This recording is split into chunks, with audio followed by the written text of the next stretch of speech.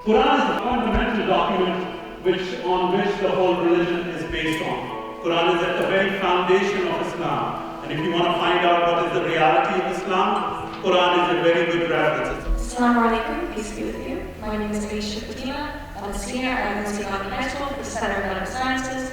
My name is Aryan Ahmed. I am a senior at Tucker High School. I'm currently a senior at Deep Run High School right down the road. I am the president of Glennon MSA. So today I want to tell you guys about the growth of MSA in our school and what it means to me and the community in general.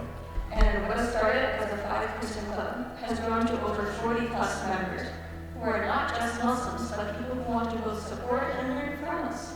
The MSA is just a way for me as the president and a leader, the representative of this community, to give back to my peers, the people who mean so much to me. It's kind of important for you guys to understand two different types of prayer that Muslims have to do. The first of which is called the Fard. The Fard prayer composes the prayers that we do 5 times in a day.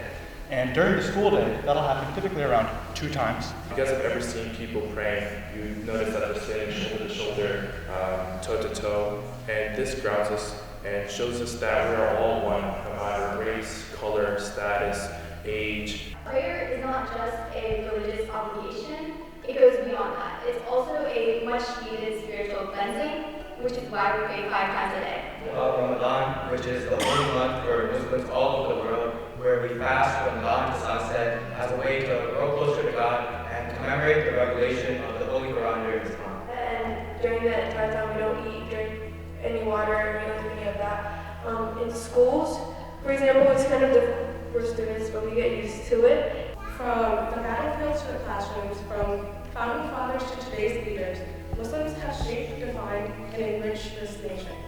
To ignore this history is to erase a piece of America itself. Thank you so much.